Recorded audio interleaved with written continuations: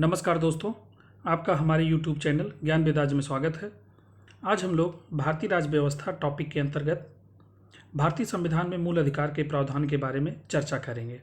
आइए हम देखते हैं भारतीय संविधान में मूल अधिकार के क्या क्या प्रावधान हैं। भारतीय संविधान के भाग 3 में अनुच्छेद 12 से अनुच्छेद 35 तक मूल अधिकारों का उल्लेख किया गया है। इसके बारे में हम और आगे देखते हैं।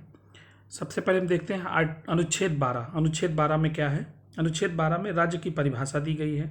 यह परिभाषा केवल भाग 3 के प्रयोजन हेतु संदर्भित है। इस परिभाषा के अनुसार राज्य में निम्नलिखित निकाय शामिल होते हैं: भारत की सरकार एवं संसद, सभी राज्यों की सरकार एवं विधानमंडल, सभी स्थानीय प्राधिकारी। इसके बाद अनुच्छेद 13 हम देखते हैं क्या है। अनुच्छेद 13 न्यायपालिका को न्यायिक पुनर्विलोकन की शक्ति प्रदान करता है तथा संविधान पूर्व विधियां तथा संविधानेतर विधियां उस मात्रा तक शून्य होंगी जिस मात्रा तक वे मूल अधिकारों से असंगत हैं। इसी अनुच्छेद 13(2) में प्रयुक्त विधि के अंतर्गत सभी अधिनियम, अध्यादेश, आदेश, उपविधियां, नियम, विनिमय, अधिसूचनाएं, रूढ़ियां, प्रथाएं आदि शामिल हैं। इसके बाद हम लोग चर्चा करते हैं कि संविधान में वर्णित जो क्या मूल अधिकार कौन कौन से हैं। संविधान में 6 मूल अधिकार प्रदान किए गए हैं। सबसे पहले समता का अधिकार, यह अनुच्छेद 14 से 18 के मध्य है। स्वतंत्रता का अधिकार अनुच्छेद 19 से 22 के मध्य इसके बारे में विवरण है। शोषण के विरुद्ध अधिकार अनुच्छेद 23-24। धर्म की स्वतंत्रता का अधिकार अनुच्छेद 25 से 28 के मध्य। संस्कृति और शिक्षा संबंधी अधिकार अनुच्छेद 29-30। संवैधानिक उपचारों का अधिकार अनुच्छेद 32। अब इसके बारे में हम देखते हैं। सबसे पहले समता का अधिकार अनुच्छेद 14 से 18 के मध्य, इसके बारे में देखते हैं। सबसे पहले अनुच्छेद 14। अनुच्छेद 14 में विधि के शासन की चर्चा की गई है। यह संविधान का आधारभूत लक्षण भी है। अनुच्छेद 14 में नैसर्गिक न्याय का सिद्धांत भी निहित है। अनुच्छेद 14 में व्यक्ति शब्द का प्रयोग किया गया है, जिसका अर्थ है कि भारत के राज्य क्षेत्र में रहने वाले प्रत्येक व्यक्ति, जिसमें गैर नागरिक और विधिक व्यक्ति भी शामिल हैं, को विधि की समझ समता का अधिकार उपलब्ध है। इसके बाद हम लोग देखेंगे अनुच्छेद 15 के बारे में। यह अनुच्छेद धर्म, मूल वंश, जाति, लिंग तथा जन्म स्थान के आधार पर किसी भी विभेद का प्रतिषेध करता है। यह अधिकार केवल भारतीय नागरिकों को उपलब्ध है। यदि कोई विभेद इस अनुच्छेद में वर्णित आधारों से भिन्न किसी आधार पर किया गया है तो वह असंवैधानिक नहीं होगा, जैसा इस सूची में जन्म स्थान का वर्णन है, किंतु यदि विभेद निवास स्थान के आधार पर होता है तो वह अवैध नहीं होगा। इसके बाद हम लोग देखते हैं अनुच्छेद 16। इस अनुच्छेद के तहत हम देखते हैं कि अनुच्छेद 16 में इसके 5 खंड हैं, जिनमें पहले 2 खंड में लोक नियोजन के विषय में अवसर की समानता की गारंटी दी गई है, जबकि इसके बाद वाले खंड में अनुच्छेद 16 का विस्तार सिर्फ उन पदों तक है जो राज्य के अधीन है। गैर सरकारी संस्थाओं या निजी क्षेत्र की कंपनियों द्वारा दिए जाने वाले पदों के संबंध में अधिकार लागू नहीं होता। इसके लिए इंदिरा साहनी के मामले में यह अभिनिर्मित किया गया कि आरक्षण 50% से अधिक नहीं होगा। सर्वोच्च न्यायालय ने अनुच्छेद 16(4) एवं 16(4) ख के तहत राज्य द्वारा आरक्षण प्रदान करने की शक्ति पर कुछ सीमाएं भी निर्धारित की है। आरक्षण की अधिकतम सीमा 50% होगी। क्रीमी लेयर का सिद्धांत, पिछड़ेपन और प्रतिनिधित्व की अपर्याप्तता का सिद्धांत, समग्र प्रशासनिक दक्षता की आवश्यकता जो अनुच्छेद 335 के अनुपालन में हो, पिछड़े वर्गों की पहचान का न्यायिक पुनर्विलोकन हो सकता है। इस प्रकार इसमें अनुच्छेद 16 में जो भी आरक्षण दिए गए हैं उसके बारे में चर्चा की गई है। अनुच्छेद 17 हम देखते हैं क्या है। अनुच्छेद 17 के द्वारा संविधान ने अभिव्यक्त रूप से अस्पृश्यता के अंत की घोषणा कर दी। अनुच्छेद 18 के तहत संविधान उपाधियों के दुरुपयोग को रोकने के लिए राज्य को उपाधियों प्रदान करने पर प्रतिबंधित करता है।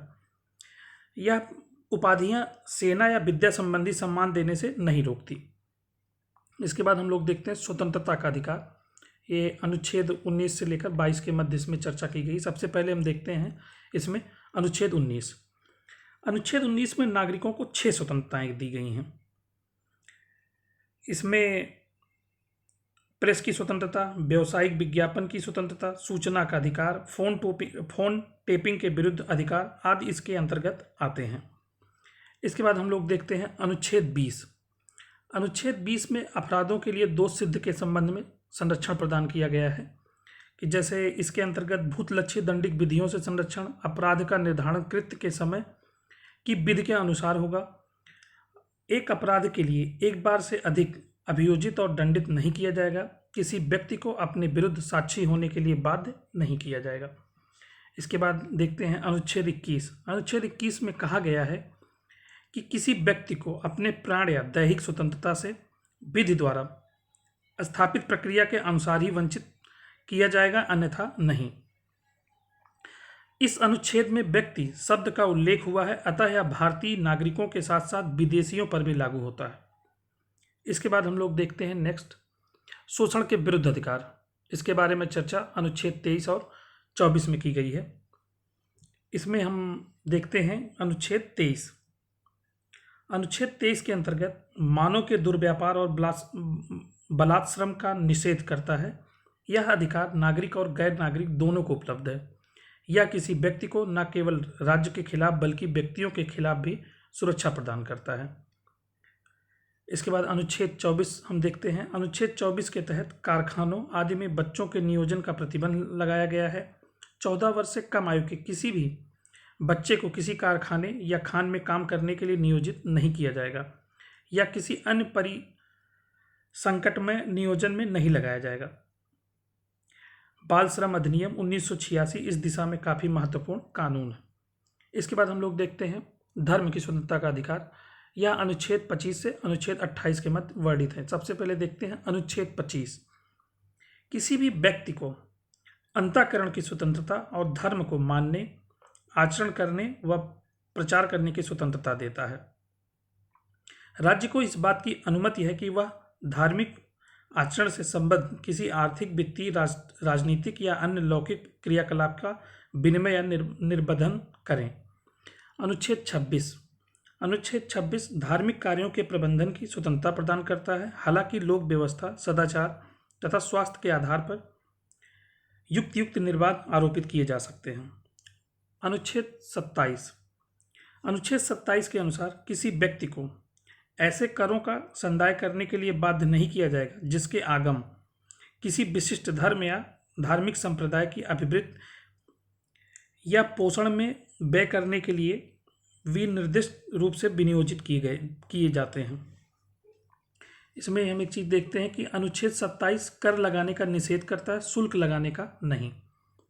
इसके बाद अनुच्छेद 28 यह कहता है कि राज्य से मान्यता प्राप्त या राज्य निधि से सहायता प्राप्त शिक्षण संस्थान में उपस्थित होने वाले व्यक्ति को ऐसी संस्था में दी जाने वाली धार्मिक शिक्षा में भाग लेने के लिए बाध्य नहीं किया जाएगा जब तक उस व्यक्ति ने या यदि यह आवश्यक है कि उसके संरक्षक ने इसके लिए अपनी सहमति नहीं दी। इसके बाद हम लोग देखते हैं संस्कृति और शिक्षा संबंधी अधिकार। इसके बारे में अनुच्छेद 29 और 30 में प्रावधान है। अनुच्छेद 29 देखते हैं। यह अल्पसंख्यक वर्गों के हितों का संरक्षण करता है। भारत के राज्य क्षेत्र या उसके किसी भाग के निवासी नागरिकों के किसी अनुभाग जिसकी अपनी विशेष भाषा, लिपि या संस्कृति है उसे बनाए रखने का अधिकार होगा।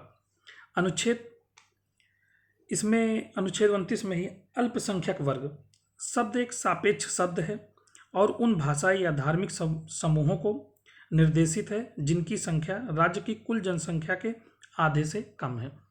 अनुच्छेद 30 के बारे में हम देखते हैं। शिक्षण संस्थाओं की स्थापना और प्रशासन करने का अल्पसंख्यक वर्गों का अधिकार होगा। धर्म या भाषा पर आधारित सभी अल्पसंख्यक वर्गों को अपनी रुचि की शिक्षण संस्थाओं का स्थापना और प्रशासन का अधिकार होगा। इसके बाद हम लोग देखते हैं आर्टिकल 32 संवैधानिक उपचारों का अधिकार। इसके बारे में प्रावधान अनुच्छेद 32 में दिया गया है।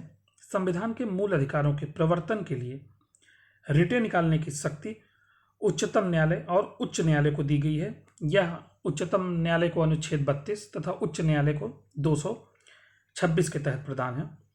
अनुच्छेद 32 में मूल अधिकारों के प्रवर्तन के लिए एक प्रत्याभूत उपचार प्रदान करता है। यह उपचार का अधिकार भी एक मूल अधिकार है क्योंकि यह भाग 3 में सम्मिलित है उच्चतम न्यायालय को मूल अधिकारों का संरक्षक तथा प्रत्याभूतिदाता बनाया गया है।